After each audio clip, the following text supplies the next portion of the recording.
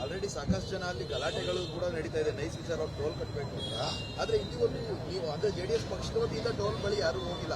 ಏನ್ ಮುಂದೆ ಹೋಗುತ್ತದೆ? ನಿಮ್ಮಲ್ಲಿ ಏನಾದ್ರು ಯೋಜನೆ ರೂಪಿಸಿಕೊಂಡಿದ್ರೆ? ನನಗೆ ನನ್ನ ಸೋಷಿಯಲ್ ಮೀಡಿಯಾದಲ್ಲಿ ನಿರಂತರವಾಗಿ ಒಂದಷ್ಟು ಜನ ಅಸೋಸಿಯೇಷನ್ ಅವರು ಅಂದ್ರೆ ಕ್ಯಾಬ್ ಅಸೋಸಿಯೇಷನ್ಗಳಿರ್ಬೋದು, ಅಲ್ಲಿ ಬೈಕರ್ಸ್ ಅಸೋಸಿಯೇಷನ್ಗಳು ಓಡಾಡ್ತಾರೆ. ಬಹಳ ಜನ ಇವತ್ತು ಸ್ಟೂಡೆಂಟ್ಸ್ ಇರ್ಬೋದು ನನಗೆ ಅಪ್ರೋಚ್ ಮಾಡ್ತಾ ಇದ್ದಾರೆ. ಈ ವಿಚಾರಕ್ಕೆ ಸಂಬಂಧಪಟ್ಟಂತೆ ನಮ್ಮಲ್ಲಿ ಒಂದು ಗೊಂದಲ ಇದೆ ಅಂತ.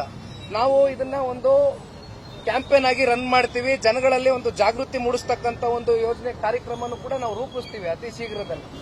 ಸೊ ಹಾಗಾಗಿ ಯಾರು ಕೂಡ ಅಲ್ಲಿ ಈ FWA ಆಕ್ಟಿನ ವಿಚಾರಕ್ಕೆ ಸಂಬಂಧಪಟ್ಟಂತೆ ಅಥವಾ ಹೈಕೋರ್ಟಿನ ಆದೇಶ ಏನಿದೆ ಇವೆಲ್ಲವೂ ಕೂಡ ಬಹುಶಃ ಗುರುವಾರದ ದಿನ ಕಳೆದ್ರೆ ಇಲ್ಲಾಂದ್ರೆ ಶುಕ್ರವಾರದ ದಿನ ಒಂದು ಪ್ರೆಸ್ ಮೀಟ್ ಮಾಡ್ತಾ ಇದ್ದೇವೆ. ಅದರಲ್ಲಿ ಒಂದು ವೆಬ್ಸೈಟ್ ಲಾಂಚ್ ಮಾಡ್ತಾ ಇದ್ದೇವೆ. ಆ ವೆಬ್ಸೈಟ್ ನಲ್ಲಿ ಜಡ್ಜ್ಮೆಂಟ್ ಕಾಪಿನಲ್ಲಿ ಇರ್ತಕ್ಕಂಥ ಆರ್ಡರ್ ಕಾಪಿ ಏನಿದೆ ಆ ಅಂಶಗಳೇನು ಇವತ್ತು ಒಬ್ಬ ಸಾಮಾನ್ಯ ಪ್ರಜೆಗೆ ಬೇಕಾಗಿರ್ತಕ್ಕಂಥ ಅಂಶಗಳು ಟೋಲ್ ಕಟ್ಟದೇ ಇರತಕ್ಕಂಥದಕ್ಕೆ ಅವೆಲ್ಲವೂ ಕೂಡ ವೆಬ್ಸೈಟ್ ನ ಮೂಲಕ ಎಲ್ಲ ಕೂಡ ದೊರಕುತ್ತೆ. ಅದು ನಾನು ಅಫಿಷಿಯಲ್ ಆಗಿ ವೆಬ್ಸೈಟ್ ಶುಕ್ರವಾರ ದಿನ ಪ್ರೆಸ್ ಮೀಟ್ ಕರೆದು ಲಾಂಚ್ ಮಾಡ್ತೀನಿ. ಕುಮಾರಸ್ವಾಮಿ ಅವರು ರೈಸ್ ಟೇಕ್ ಓವರ್ ಮಾಡ್ತಿದ್ದಾರೆ DK ಶಿವಕುಮಾರ್ ಅಂತ ಹೇಳಿದ್ರು. ದಾಖಲಾತಿ ರಿಲೀಸ್ ಮಾಡ್ತಾರೆ. ಇವತ್ತು ಚಲರಾಯ ಸ್ವಾಮಿ ಅವರು ಹೇಳಿದ್ದಾರೆ ಕುಮಾರಸ್ವಾಮಿ ಅವರು ಯಾವತ್ತೂ ದಾಖಲಾತಿ ರಿಲೀಸ್ ಮಾಡಿಲ್ಲ, ಹಿಟ್ ಅಂಡ್ ರನ್ ಮಾಡ್ತಾರೆ. ಈ 3 ವರ್ಷದಲ್ಲಿ ಅಥವಾ ಇದುವರೆಗೂ ಯಾವಾಗ ದಾಖಲಾತಿ ರಿಲೀಸ್ ಮಾಡಿದೀನಿ ಅಂತ ಯಾವತ್ತೂ ಮಾಡಿಲ್ಲ. ಹಿಟ್ ಅಂಡ್ ರನ್ ಗಿರಾಕಿ ಕುಮಾರಸ್ವಾಮಿ. ಇಡೀ ರಾಜ್ಯದ ಜನತೆ ನೋಡಿದ್ದಾರೆ, ಮಾಧ್ಯಮದ ಸ್ನೇಹಿತರು ನೀವು ನೋಡಿದಿರಿ. ಸನ್ಮಾನ್ಯ ದೇವೇಗೌಡರು ಸಾಹೇಬರಾಗ್ಲಿ ಕುಮಾರಣ್ಣ ಅವರಾಗ್ಲಿ ಎಂದಿಗೂ ಕೂಡ ದಾಖಲಾತಿಗಳನ್ನ ಮುಂದಿಟ್ಕೊಂಡು ಚರ್ಚೆ ಮಾಡತಕ್ಕಂತ ಒಂದು ಪ್ರಕ್ರಿಯೆ ಅವರ ಸಾರ್ವಜನಿಕ ಜೀವನದಲ್ಲಿ ಇವತ್ತಿಂದ ಅಲ್ಲ, ಕಳೆದ 64 ವರ್ಷದಿಂದ ಸುದೀರ್ಘವಾಗಿ ಇದನ್ನೇ ಮಾಡ್ಕೊಂಡು ಬಂದಿದ್ದೇವೆ.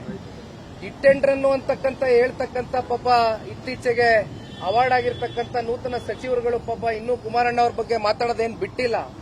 ಒಂದು ಅವರು ಆಲೋಚನೆ ಮಾಡಬೇಕಾಗ್ತದೆ.